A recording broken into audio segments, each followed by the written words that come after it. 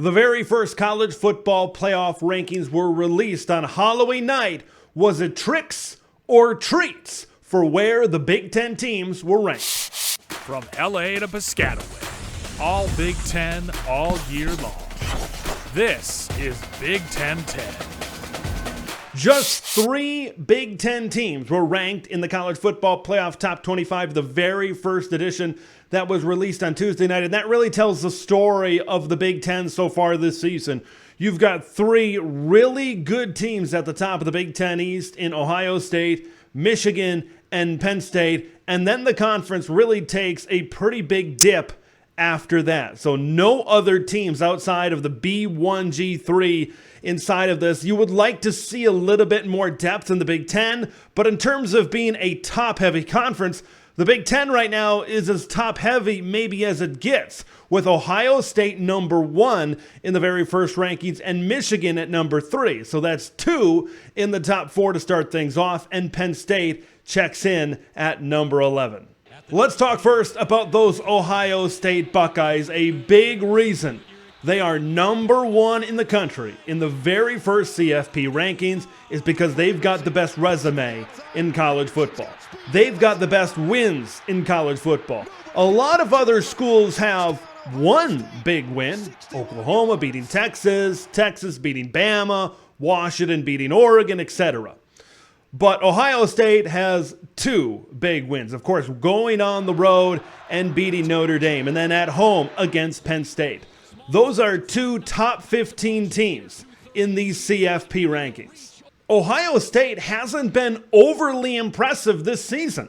This isn't your stereotypical number 1 type of team, number 1 type of Buckeye team that you've seen in the past throughout the years of the era of the college football playoff, the 10-year history of the CFP. But it kind of speaks to college football as a whole. This would be the perfect year for a 12-team college football playoff, but we're not going to see it. It's the final year of a 4-team college football playoff.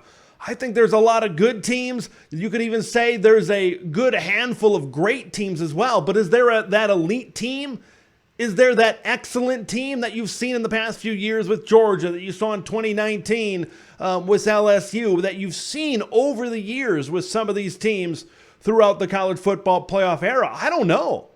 I think you have a lot of teams. I think the college football playoff is more wide open than it's ever been. And then on the flip side, I think there's teams that are sitting in the top 4, you could even go to the top 5, 6, 7, 8, things like that, that because it's so even and because the parity is what it is, those teams could also be in danger of getting knocked off as their path to the Final Four continues. The Buckeyes are sitting pretty at that number 1 ranking because now that they've gotten past Penn State, the really only significant challenge remaining on the schedule is that last game of the season where they go to Ann Arbor to face the Michigan Wolverines. Being number 1 in the country, having those wins against Notre Dame on the road, and that win against Penn State to kind of lean on a little bit, hopefully for the Buckeyes' sake, those teams keep on winning. If this team goes into Ann Arbor undefeated, and they play Michigan fairly competitive, it's within 2 scores, they can kind of lean back on that as the number 1 team in the country and that resume of 2 top 15 wins, where if they don't win in Ann Arbor, but it's fairly competitive, and the games before they play Michigan that they dominate in, the defense is stifling, and the offense really starts to pick it up as they get healthier, this is an Ohio State team that could still be in the college football playoff, much like last year, even if they lose to Michigan in the last game of the season. Michigan slides in at number 3 in the very first CFP rankings, behind number 1 Ohio State and behind number 2 Georgia. Both the Bulldogs and the Wolverines have been criticized based on their schedule, their week schedule. Look, the non-conference thing gets scheduled decades, it seems like, in advance, and then the conference gives you your schedule, and you play who you play. I believe right now, Michigan has been more dominant than Georgia. I believe the Wolverines have been the most dominant team in college football. They have left no doubt. in almost every single one of their games this season. Whereas you look at the Georgia Bulldogs, on the other hand, look at that game against Auburn. Now, Michigan being at number 3, if they do lose to Ohio State in the final game of the season, maybe they don't have as much leeway as maybe Ohio State does at number 1 if they fall to the Wolverines in the final game of the season. But everything's out in front of Michigan. The final current Big Ten team ranked in this CFP Top 25 sits at number 11, and that's the Penn State Nittany Lions. I honestly don't think that they have a lot to complain about in terms of where they're slotted in this, because if you take a look at a lot of the teams above them, they have ranked signature wins. Okay, you look at Washington beating Oregon. Oregon just got a big win over a ranked Utah team, and they've looked really impressive so far this season. You look at Texas beating Alabama. You look at Oklahoma beating Texas. Alabama has a few ranked wins. What's the best win on Penn State's schedule? It might be that season opening game against West Virginia. Thank you, Mountaineers, for strengthening the schedule a little bit in the non-conference there for the Penn State Nittany Lions. They don't have a big ranked signature win right now. Is it West Virginia? Is it Iowa? Okay, those aren't overly impressive wins right now. Not like the wins that some of those other teams in front of them have. Ole Miss is maybe one that you could kind of go back and forth on. I think both Penn State and Ole Miss at times this season have kind of played down to their competition. Check Ole Miss against Arkansas in a one-possession game.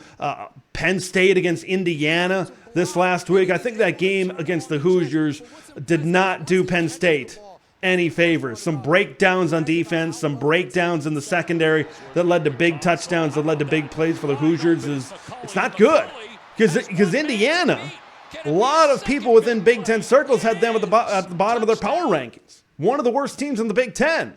And you're playing them in State College. This was supposed to be the bounce back, where Penn State bounces back and they dominate. And they really get on track. But it didn't happen. This game this Saturday against the Maryland Terrapins is going to say a lot for the future.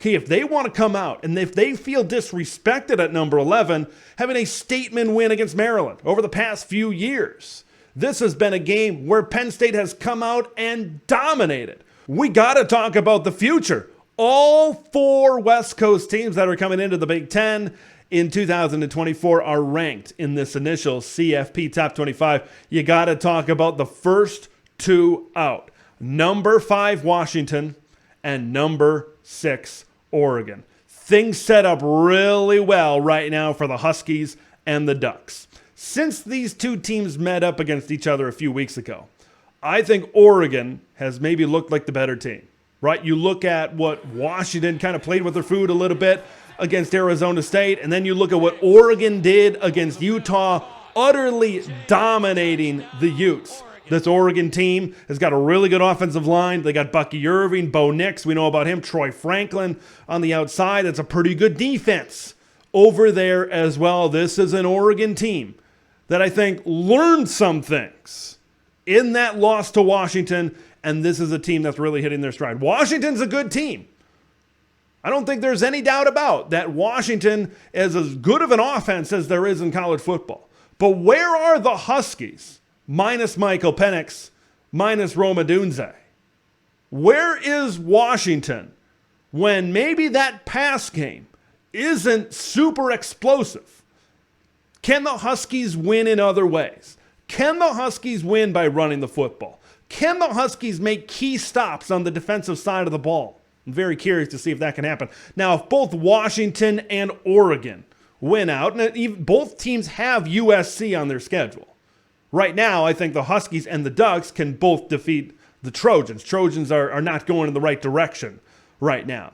But if both of these teams win out and they both make it to the Pac-12 championship game in what should be an epic rematch in Las Vegas, if that indeed happens, they are one trip up away in the top 4 from playing their way into the college football playoff. The Pac-12 champion right now is sitting pretty. Both the Ducks and the Huskies right now are in a great spot to get into the college football playoff. I think Oregon maybe could have a little bit more of an impact in the playoff. Washington could certainly get there as an undefeated team, and it would be very difficult no matter what happens in the top four. It'd be very difficult to leave out a 13-0 Washington team with that win that they had. If they're able to beat Oregon twice, that's tough to ignore no matter what happens up there in the top four. Lots of things can change, folks, and a lot of things are going to change. Buckle up. It's going to be a fun ride in the month of November. What do you think? Do you think Big Ten teams were overrated? Do you think that they were underrated? Do you think 2 Big Ten teams can make the college football playoff? Leave your thoughts in the comments below. I'm Big Ten Ted. We'll see you in the next one. Thanks for watching Big Ten Ted, where it's all Big Ten all year long. Make sure to like the video to spread the word of Big Ten Ted to the masses, and subscribe to the channel for updates on Big Ten content that drops every day.